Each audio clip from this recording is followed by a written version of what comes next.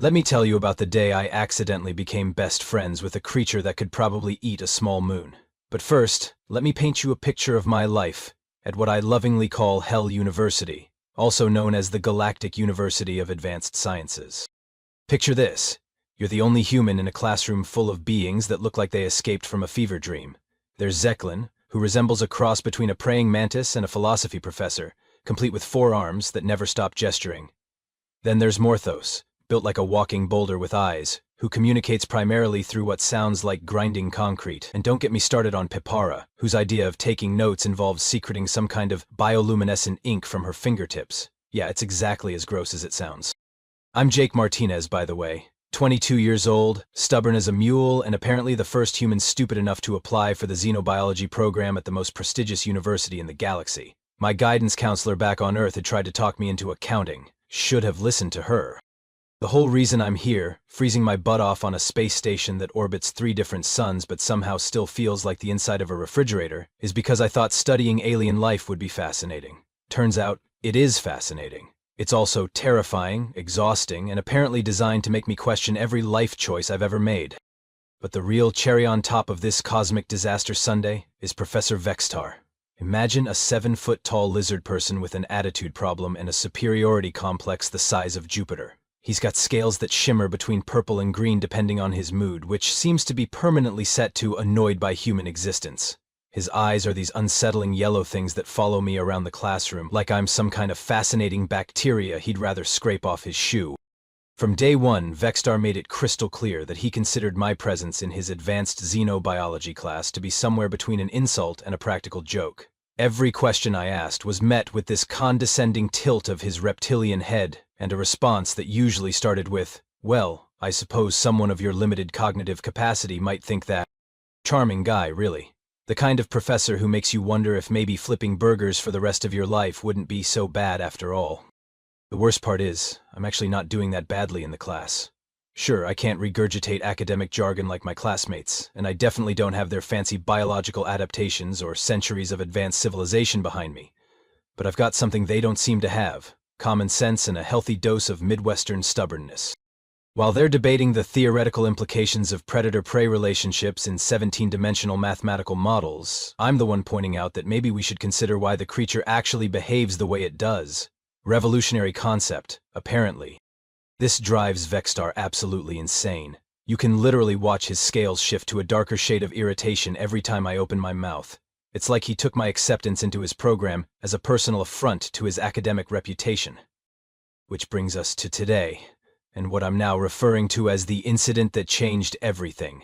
Though, at the time, I just thought it was going to be another Tuesday morning of trying not to fall asleep while Vextar droned on about classification systems I'll never remember. Little did I know, our dear professor had finally decided to do something about his human problem, and his solution was about to backfire in the most spectacular way possible. Now, I should probably mention that Vextar isn't just your average pompous academic. No. He's got what you might call a hobby. See, most professors collect rare books or vintage wines. Vextar collects deadly predators from the galaxy's most dangerous worlds. Because apparently having a superiority complex isn't enough, you also need to prove you can tame things that could kill you, 17 different ways before breakfast. His office looks like a cross between a natural history museum and a horror movie set. Mounted heads, preserved specimens floating in jars of suspicious-looking liquid, and holographic displays showing creatures that would make a Tyrannosaurus Rex wet itself in fear. The guy's got issues, is what I'm saying. But his crown jewel, his pride and joy, his absolute favorite conversation starter at faculty parties, is something called a shadow maw. And before you ask, no, that's not a name designed to sound friendly and approachable. This thing comes from a delightful little vacation spot called Grim Holt, which the Galactic Tourism Board describes as a deathworld, where evolution gave up trying to create anything that wasn't specifically designed to murder you. According to the literature, which I'd been forced to read for our midterm, shadow maws are apex predators that combine the worst features of every nightmare you've ever had. They're roughly the size of a small shuttle, covered in what can only be described as weaponized tentacles, and possessed of an intelligence that borders on the malicious. Most civilizations classify them somewhere between natural disaster and minor apocalypse. The fact that Professor Vextar claimed to have domesticated one had made him something of a celebrity in academic circles. He'd written papers about it, given lectures, Probably had it printed on business cards, for all I know. So you can imagine my surprise when he strutted into class that Tuesday morning with what I can only describe as the expression of someone who'd just figured out how to solve all his problems with one brilliantly evil plan. "Class," he announced, his scales practically shimmering with self-satisfaction. "Today we're going to have a special demonstration, a practical examination of apex predator behavioral patterns and their relationship to the natural order of species hierarchy." Morthos made his usual grinding noise, which I'd learned to interpret as either deep thought or digestive distress. Pipara's bioluminescent notes started flickering more rapidly, which probably meant excitement or terror. With aliens, it's always hard to tell. Zeklin raised one of his forearms. "Professor, are we discussing theoretical models or observing recorded data?"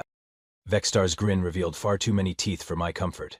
"Oh, we're going to observe live specimens. You see, I've decided it's time for a more hands-on approach to education. Sometimes theory isn't enough to truly understand the fundamental principles of predatory dominance." That's when he looked directly at me, and I swear I could feel the temperature in the room drop about 10 degrees. His yellow eyes had this gleam in them that reminded me of every bad movie villain who'd ever said something like, "You'll never escape my ingenious trap," right before everything went horribly wrong. "I've arranged for a very special guest to join us today," he continued, still staring at me like I was a particularly interesting bug he was about to squash. "My personal companion, Nyx.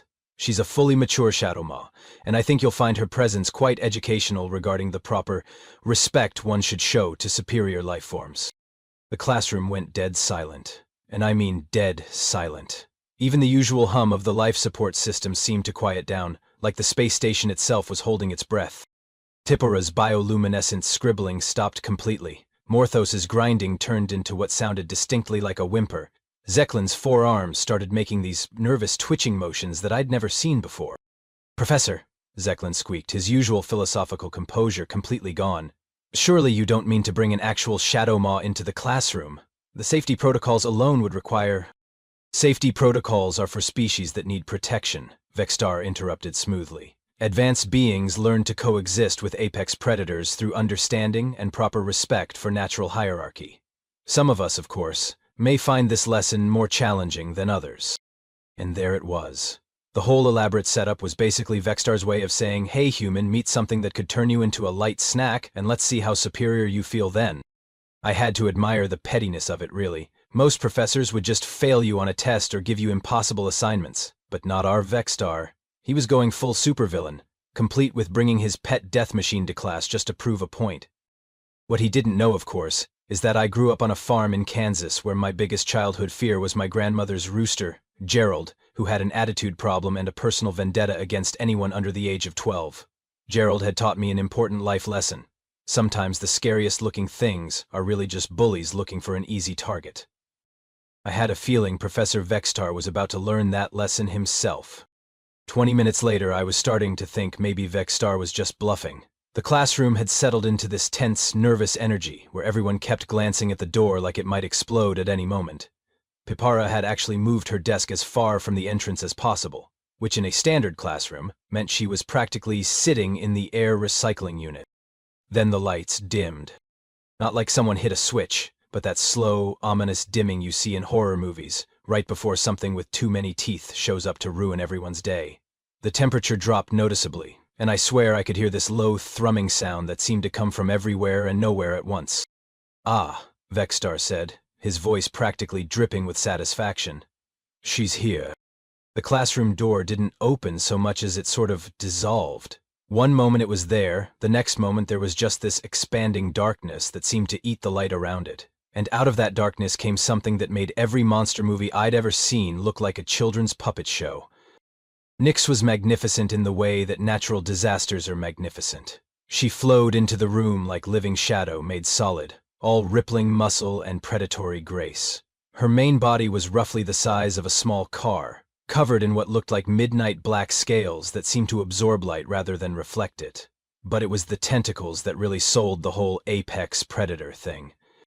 She had dozens of them, maybe hundreds, ranging from thick, muscular appendages that could probably crush a steel beam to delicate, finger-like tendrils that moved with disturbing intelligence. Some of them had what looked suspiciously like eyes dotting their length. Others ended in clusters of what I really hoped were just sensory organs and not additional mouths full of teeth. Her head, and I use that term loosely since it seemed to shift and flow like the rest of her, was dominated by a pair of eyes the size of dinner plates that glowed with this eerie, bioluminescent blue light. When she opened what I assumed was her mouth, I counted approximately 17 rows of teeth, each one looking like it had been specifically designed by a committee of sadistic dentists. The effect on my classmates was immediate and dramatic. Morthos, who I'd never seen move faster than a leisurely shuffle, somehow managed to relocate himself to the far corner of the room in about half a second. Zeklin made a sound I'd never heard any creature make before, sort of like a tea kettle having an existential crisis. And Papara just fainted. Straight up, lights out, hit the floor unconscious. Professor Vextar was eating this up. He stood there next to his pet nightmare like some kind of demented showman, practically glowing with pride and smugness. "Class, allow me to introduce Nyx," he announced, gesturing toward the creature with a flourish. "A fully mature shadow maw from the Grimholt system. As you can observe, she represents the pinnacle of predatory evolution. Notice the adapted tentacle configuration, the enhanced sensory apparatus, and, of course, the natural aura of dominance that causes lesser species to recognize their place in the natural order." While he was talking, Nyx was doing this thing where she sort of swayed from side to side, those dozens of eyes scanning the room like she was taking inventory. Several of her tentacles were tasting the air, and I could see smaller ones exploring the surfaces around her with what looked like curiosity. That's when I made my first mistake. Well, what everyone else would probably call a mistake. I found myself thinking, that's actually pretty cool. It's like a space octopus. See, here's the thing about growing up on a farm. You spend a lot of time around animals, and after a while you start to recognize certain patterns. The way a cow moves when it's curious versus when it's agitated. The difference between a dog that's genuinely aggressive and one that's just posturing. The telltale signs that your grandmother's psychotic rooster is about to make your life miserable for the next 20 minutes. And watching Nyx, I wasn't seeing a mindless killing machine. I was seeing an intelligent creature in an unfamiliar environment, trying to figure out what was going on. Her movements had that careful, exploratory quality that animals get when they're somewhere new and potentially interesting. "The shadow maw," Vextar continued, clearly relishing every word, "is capable of detecting fear through both chemical and electromagnetic means. They are drawn to weakness, as all superior predators are, and they respond to displays of dominance from their intellectual superiors." That's when Nyx turned those massive glowing eyes directly at me. Now I should point out that this was apparently the moment where I was supposed to wet myself in terror and maybe beg for mercy. That was clearly the script Vextar had written in his head. Human student meets apex predator. Human student recognizes his place in the cosmic food chain. Human student gains proper respect for his betters. Instead, I looked back at her and thought, she's got really pretty eyes. I know. Probably not the most survival-oriented response to being stared down by something that could probably use my ribcage as a toothpick. But those eyes weren't filled with malice or hunger, or any of the things you'd expect from a mindless killing machine. They were curious, intelligent, almost friendly. Before I quite realized what I was doing, I found myself leaning forward in my desk to get a better look at her. "Hey there, pretty girl," I said quietly. The entire room went dead silent. Even Vextar stopped mid-sentence, his mouth hanging open in what I can only describe as horrified disbelief. Nyx tilted her head, which was impressive considering she didn't seem to have a clearly defined neck. Several of her smaller tentacles stretched toward me, moving with delicate precision. And then, in a voice that somehow managed to sound curious despite coming from a creature that shouldn't have been able to speak at all, she made a soft, trilling sound. Professor Vextar's scales had shifted to a color I'd never seen before. Sort of a pale, sickly yellow-green. "Martinez," he hissed, "what do you think you're doing?" I looked up at him with what I hoped was an innocent expression. "Just saying hello, Professor. Isn't that what you're supposed to do when you meet someone new?" That's when Nyx decided to take matters into her own tentacles. What happened next was probably the most surreal 30 seconds of my life, and that's saying something considering I once had to explain to a galactic customs official why I was trying to bring a banjo onto a space station. Nyx moved with surprising grace for something the size of a small shuttle. One moment she was across the room doing her intimidating apex predator routine, and the next moment she was flowing toward my desk like liquid shadow. Her tentacles moved ahead of her, dozens of them reaching out to explore this strange new thing that had dared to speak to her like she was, well, a person.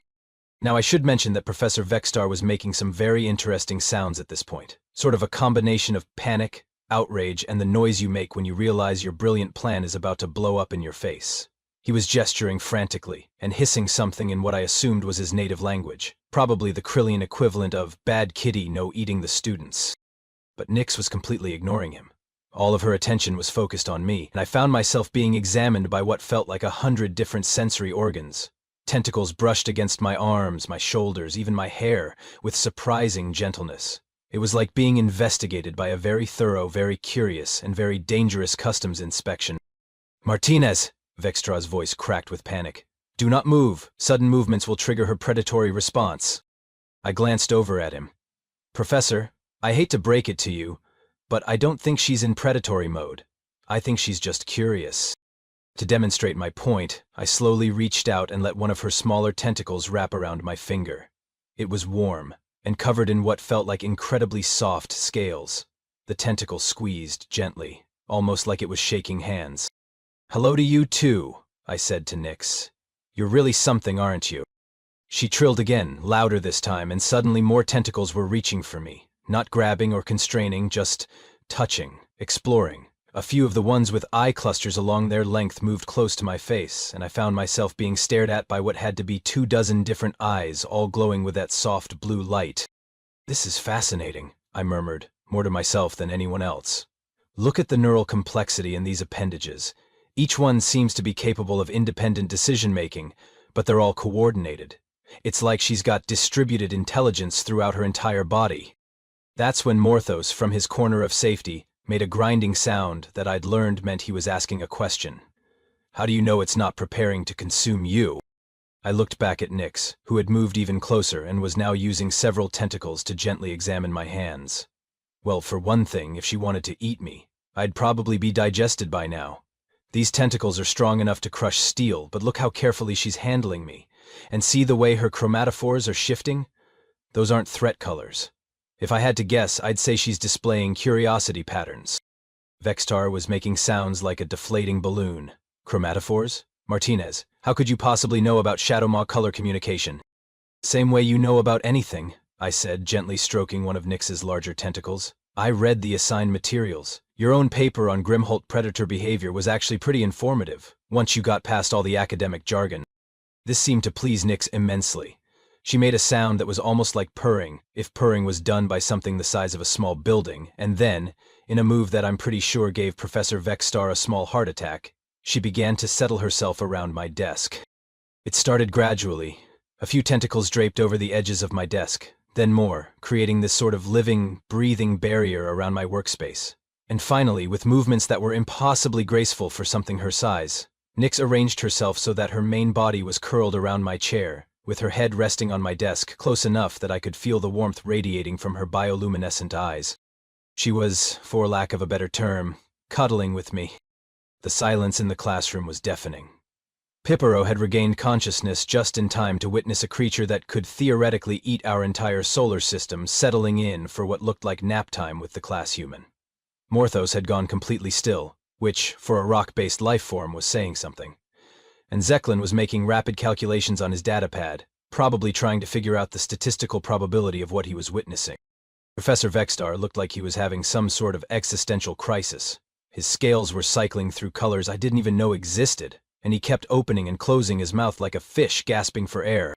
"This is impossible," he finally managed to croak. "Shadow Maws don't form attachments. They're apex predators. They don't cuddle." I looked up from where I was now, gently scratching behind what I assumed was Nyx's ear. She was making that purring sound again, and several of her tentacles had wrapped loosely around my arms in what was unmistakably an affectionate gesture. "Well," I said, trying to keep a straight face, "maybe they just needed someone to treat them like individuals instead of biological specimens. Animals are surprisingly responsive to basic courtesy." That's when one of Nyx's smaller tentacles reached out and very gently booped Professor Vextar on the nose. The look on his face was absolutely priceless. Here was this distinguished academic, this expert on dangerous predators, this self-proclaimed superior being getting nose-booped by his own pet nightmare while it cuddled with the human student he'd been trying to intimidate. I couldn't help myself. I started laughing. And that, apparently, was the final straw for Professor Vextar's dignity. What followed was the most spectacular academic meltdown I've ever witnessed, and I once saw a physics professor try to prove string theory using interpretive dance and a rubber chicken. Vextar shrieked, his voice hitting pitches that probably violated several interspecies noise ordinances. "Return to position immediately." Nix, who was still comfortably settled around my desk like the galaxy's deadliest therapy animal, turned one eye toward her supposed master and made a sound that I can only describe as the alien equivalent of meh. Then she went back to enjoying her ear scratches. Vextar's scales had gone full disco ball, cycling through colors so rapidly it was starting to hurt my eyes. "I command you to resume intimidation protocols." This time Nix didn't even bother to look at him. Instead, she shifted positions slightly so she could rest more of her weight against my chair, nearly purring with contentment. A few of her smaller tentacles started playing with my pen, batting it back and forth like a cat with a laser pointer. "Professor," I said gently, trying very hard not to laugh again, "I don't think she's listening to you."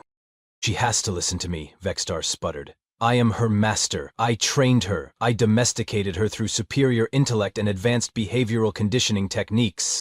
That's when Morthos, bless his rocky heart, asked the question we were all thinking.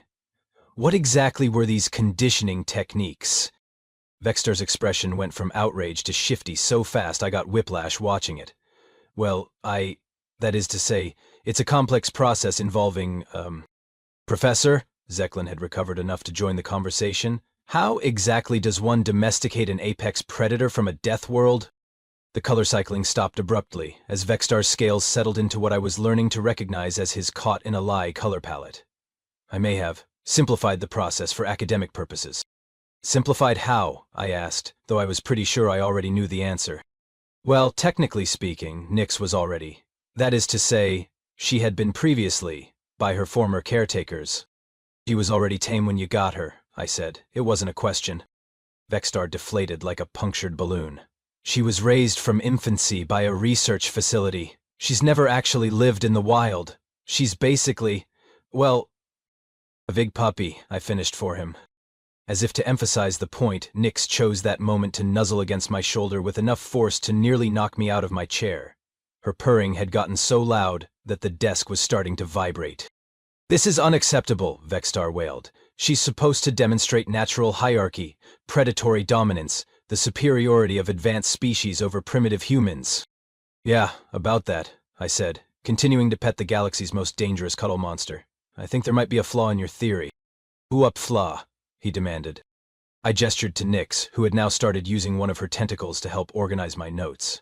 "Well, for starters, you're assuming that advanced automatically means better at understanding other species. But humans have been living with animals for thousands of years. We've basically made a career out of figuring out what makes other species tick." "That's ridiculous," Vextar snapped. "Humans are barely evolved primates. You don't even have proper sensory organs." "Maybe not," I admitted, "but we've got something you apparently don't." "And what's that?" I looked down at Nix, who had somehow managed to wrap herself around my chair in such a way that I was basically sitting in a living fortress of tentacles and teeth, all of which were being extremely careful not to hurt me. "We know how to make friends." The silence that followed was broken only by Nix's contented purring and the sound of Pipara's bioluminescent note-taker, which had resumed in rapid, excited bursts. I think she was finally realizing she was witnessing academic history in the making. Vextar stared at us for a long moment, his scales shifting through what I was learning to interpret as various stages of grief. "This is not how this was supposed to go," he said finally, his voice small and defeated. "No," I agreed, "but it's probably better. Look, Professor, you've got an incredibly intelligent social creature here. Instead of trying to use her as a prop for your ego, why don't you actually study her behavior patterns?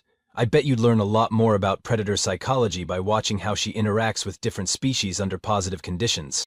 Nix chose that moment to extend one of her tentacles toward Vextar, not in a threatening way, but in what looked distinctly like an invitation. When he didn't respond, she made a soft, questioning sound.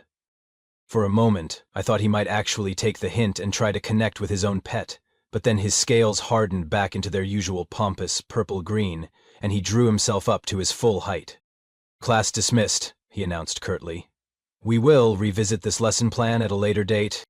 As he stalked toward the door, Nix unwrapped herself from around my chair and flowed after him. moving with that same graceful precision. But before she left, she turned back to me and made that soft, trilling sound again, almost like she was saying goodbye. "See you later, pretty girl," I called after her. She paused in the doorway and, I swear on my grandmother's memory, she winked at me with one of her massive eyes before following her grumpy caretaker out into the hallway. The aftermath of what I've come to call the Great Tentacle Incident was, to put it mildly, interesting. For starters, I became something of a celebrity on campus overnight. Word travels fast in academic circles, especially when it involves a professor's carefully planned intimidation tactic backfiring, so spectacularly that security footage of the incident started making rounds as entertainment. Apparently, watching a human turn the galaxy's most feared predator into an oversized lapcat was the kind of content that got shared across 17 different star systems. My fellow students' reactions were mixed, to say the least. Morthos approached me after class with what I had learned to recognize as his version of profound respect, which involved a lot of very serious rock grinding and a formal declaration that I was either the bravest being in the galaxy or the most foolishly suicidal. I chose to take it as a compliment.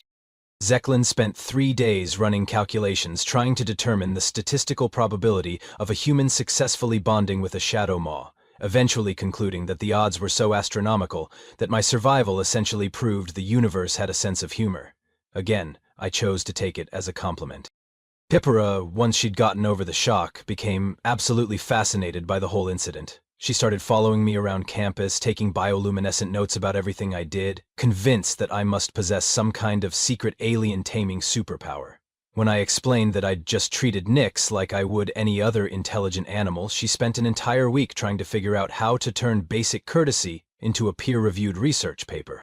But the real change was in Professor Vexstar himself. The next week, he showed up to class looking like he'd spent several sleepless nights reconsidering his life choices. His usual pompous swagger had been replaced by something that almost looked like humility, and his scales had settled into colors I'd never seen before, sort of muted and thoughtful.